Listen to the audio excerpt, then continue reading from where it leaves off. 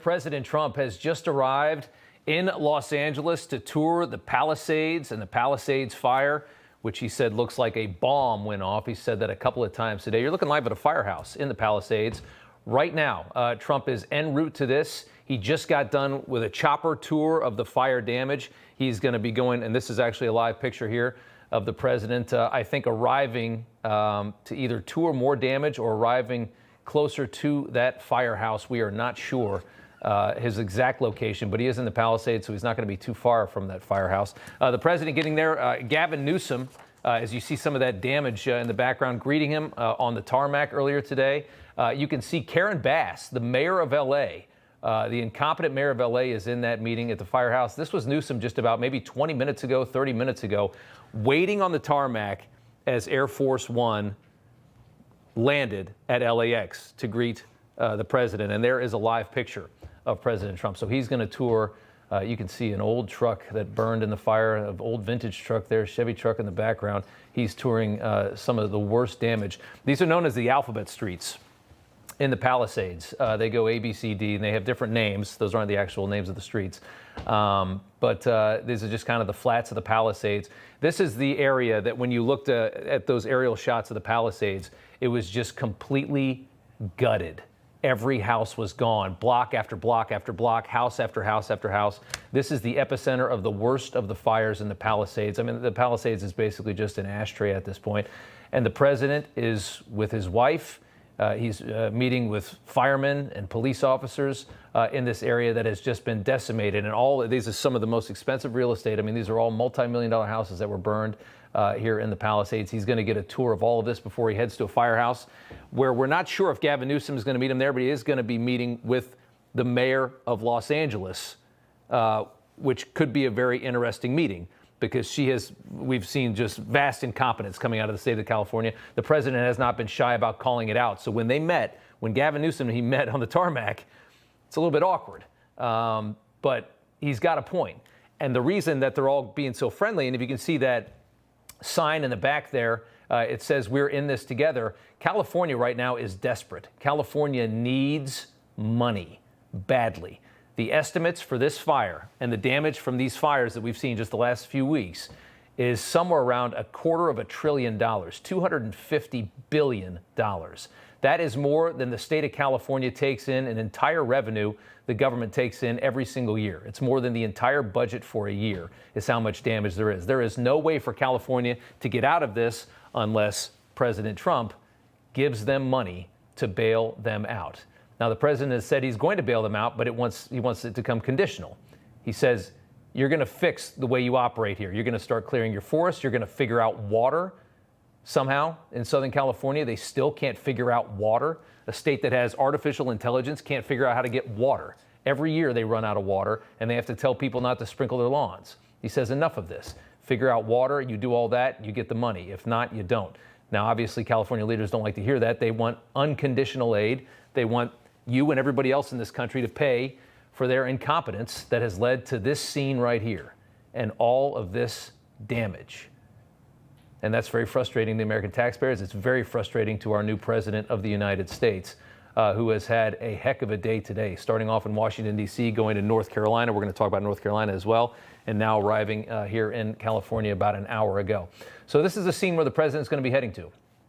And in this meeting, we expect perhaps some fireworks as he's going to be calling out, I would assume, a lot of the incompetence in the state of California. We do want to go to a soundbite of the president with Gavin Newsom right after he landed on the tarmac.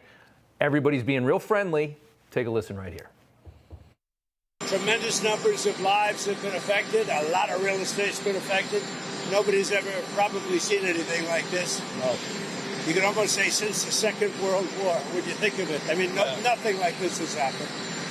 And we're going to get it fixed, so we'll get it permanently fixed, so it can't happen again.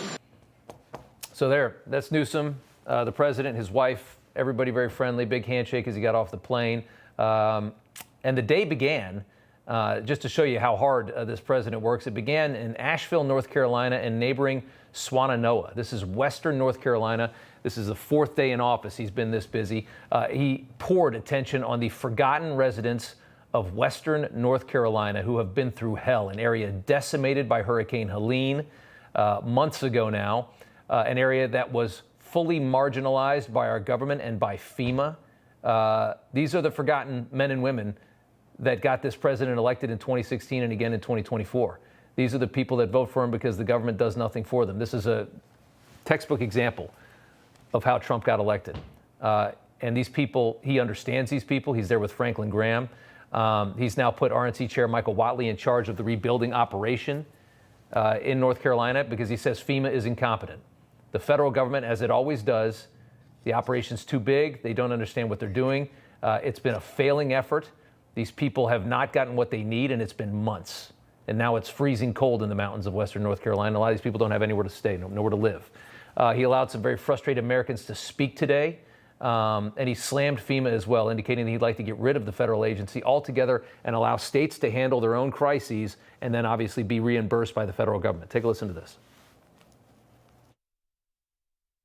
FEMA just hasn't done the job, and we're looking at the whole concept of FEMA. I like, frankly, the concept when North Carolina gets hit, the governor takes care of it.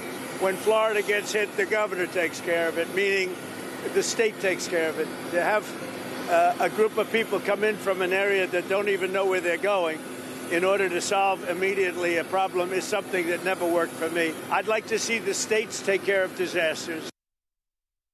He wants states to take care of disasters. That was on the tarmac in Asheville earlier this morning. So talk about a day. D.C., North Carolina, now he's in California. He's in Los Angeles. He's going to Vegas later. He is meeting with a number of homeowners. These are the people that have lost everything in the Palisades. Look at behind them. These people worked their whole lives to buy a house like that, a few blocks from the ocean, living the good life in a beautiful place. And the state that they pay all those taxes to can't figure out how to prevent wildfires in a very, very, very populated area, a very suburban area that should not have to fear a wildfire decimating all of their homes. They just shouldn't. And all the memories of that night when no water in the hydrants, firefighters standing there watching homes burn down because there's no water in the hydrants. The level of incompetence that we have uncovered over the last several weeks with these fires, as Melania and the president take a listen to what they've been through, it's something else. And in the meantime, you've got Karen Bass, whose political career is over, Gavin Newsom, who's really on thin ice at this point, and they are all just praying that the president is going to release the money that they need. But again, it's not going to be done unconditionally. You can't let this continue.